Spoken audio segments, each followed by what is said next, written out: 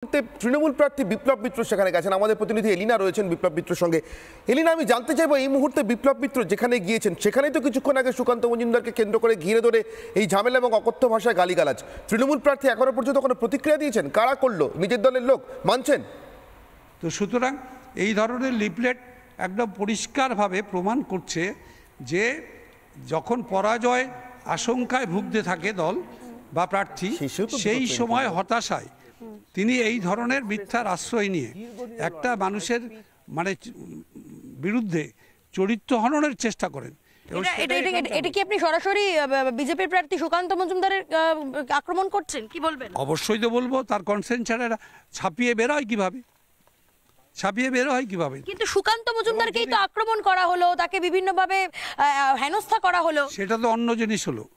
আপনার কি হয়েছে না হয়েছে ওটার ব্যাপার সঙ্গে এটার ব্যাপার নয়। এইটার ব্যাপারটা হচ্ছে যে একটা ভারতবর্ষের বড় রাজনৈতিক দল, তাদের প্রতিনিধি তিনি প্রার্থী হয়েছেন এখানটায়, এবং তিনি রাজ্যের সভাপতিও অ্যাট দ্য সেম টাইম, তিনি লাস্ট ইসে এমপিও হয়েছেন।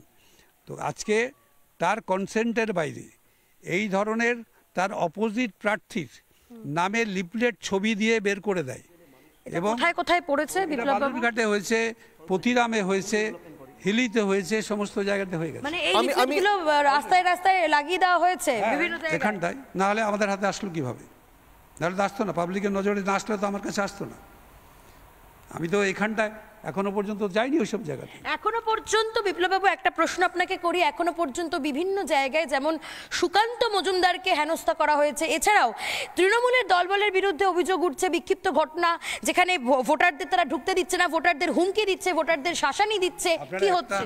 আপনারা যে অভিযোগগুলো পেয়েছেন সেই জায়গায় আমি বলবো আপনাদের সরাসরি সরজমিনে চলে যাওয়া দরকার, অ্যাকচুয়ালি কোনো ঘটনা ঘটেছে কিনা। আপাতত তোমাকে ধন্যবাদ এলিনা, তুমি বিপ্লব বাবুর সঙ্গে থাকো, এবং বিপ্লব বাবু এরপরে কোথায় যান নিশ্চিতভাবে সেদিকেও আমাদের নজর থাকবে, এবং অবশ্যই নজর থাকবে বালুরঘাটে বিজেপি রাজ্য সভাপতি সুকান্ত মজুমদারের এবারের নির্বাচনকে কেন্দ্র করে আর কি ঘটে। আপাতত হিলি এবং পতিরামে বিপ্লব মিত্র পাল্টা অভিযোগ করছেন, সেখানে কিছু অনিয়মের অভিযোগ তিনি পেয়েছেন, সেখানে তিনি যান কিনা শেষ পর্যন্ত আমরা দেখবো। কিন্তু সুকান্ত মজুমদারের এই ছবিটা দিনের শুরুতেই অত্যন্ত একটা খারাপ ছবি হয়ে থাকলো বিজেপি রাজ্য সভাপতি এবং বালুরঘাট কেন্দ্রের প্রার্থীকে ঘিরে এইভাবে গালিগালাজ। উল্টো দিকে আজকেই মালদাতে আসছেন প্রধানমন্ত্রী নরেন্দ্র মোদী নির্বাচনী প্রচারে, সেখান থেকে রয়েছেন আমাদের প্রতিনিধি পিঙ্কি। সরাসরি চলে যাব পিঙ্কির কাছে। পিঙ্কি, কিছুক্ষণের মধ্যে প্রধানমন্ত্রীর সভা সেই মালদায়, যে মালদা গতবার বিজেপিকে প্রথম খালি হাতে নয় কার্যত ভর্তি হাতে ফিরিয়েছিল। এই কারণে বলবো একটি আসনে তারা জয় পেয়েছিলেন এবং আরেকটি আসনে খুব ক্লোজ ফাইট হয়েছিল। এহেন মালদাতে আজকে আবার নরেন্দ্র মোদী, এই মুহূর্তে মুড কি?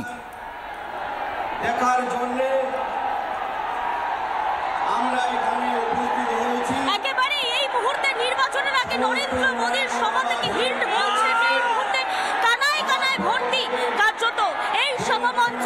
আর কিছুক্ষণের মধ্যেই প্রধানমন্ত্রী নরেন্দ্র মোদী এসে পৌঁছবেন মালদার নিত্যানন্দপুরে, এবং এই প্রথমবার, তোমাকে জানিয়ে দিই, প্রথমবার নরেন্দ্র মোদী সভা করতে চলেছেন। গতবার করোনার সময় শিডিউল হলেও সেই সময় মহামারী থাকার জন্য মালদায় আসতে পারেননি নরেন্দ্র মোদী।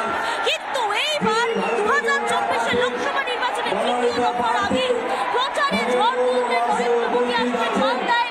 এবং এই মুহূর্তে যে ছবিটা আমি দেখতে পাচ্ছি, যে হিট পাচ্ছি আমরা এই মুহূর্তে এই সভা থেকে, দেখতে পাচ্ছ দলীয় কর্মী সমর্থক যারা আছেন তারা উচ্ছ্বাসে ফেটে পড়ছেন। প্রথমবার নরেন্দ্র মোদীকে সামনে দেখা, তার বার্তা পাওয়া, এবং একই সঙ্গে কিন্তু তৃতীয় দফার নির্বাচনের আগে কি বলছেন তারা, কি বলছেন শুনবো। আর প্রথমবার দেখবেন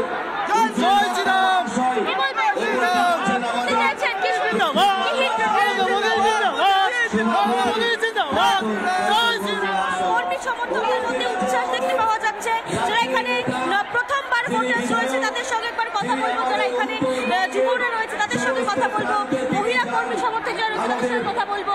একই সঙ্গে প্রচুর মানুষজন এখানে এসেছে, কি বলছেন তারা, আমি তাদের সঙ্গে কি শুনতে চাইছেন, কি শুনতে চাইছেন মোদীর কাছ থেকে? সামনে ভোট, তৃতীয় দফার মাননীয় প্রধানমন্ত্রীকে আমরা অভিনন্দন এবং স্বাগত জানাচ্ছি। হ্যাঁ, এর জন্য অশেষ অশেষ ধন্যবাদ। নরেন্দ্র মোদী জিন্দাবাদ।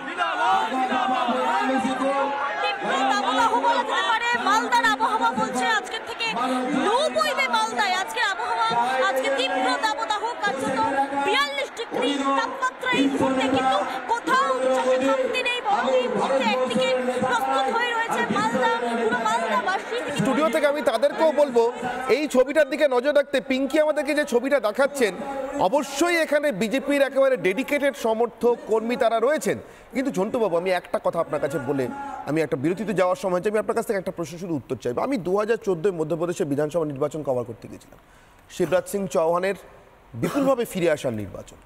সেই নির্বাচন কভার করতে গিয়ে আমি দেখেছিলাম বিভিন্ন সংখ্যালঘু অধ্যুষিত মহল্লাগুলোতে বা যেখানে সংখ্যালঘুরা সংখ্যায় বেশি, সেখানে একের পর এক গেরুয়া ঝান্ডা উঠছে।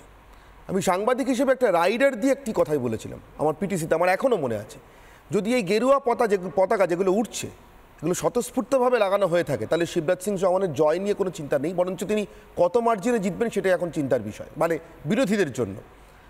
মালদা এমন একটা জেলা, কথায় কথায় বলতে বলতে একসময় বলা হতো এখানে তো এত সংখ্যালঘু, মানে অ্যাজ ইফ বিজেপি এবং সংখ্যালঘুদের মধ্যে কোনো ভয়ঙ্কর রকম বৈরিতা আছে, যা গোটা ভারতের বাকি রাজ্য প্রমাণ করে না।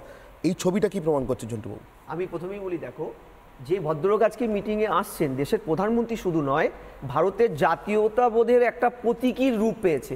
এই জাতীয়তাবোধে হিন্দু আর মুসলমান, শিখ, জৈন, ঈসাই নেই। এই জাতীয়তাবোধটা একটা কমন জাতীয়বোধ প্ল্যাটফর্ম।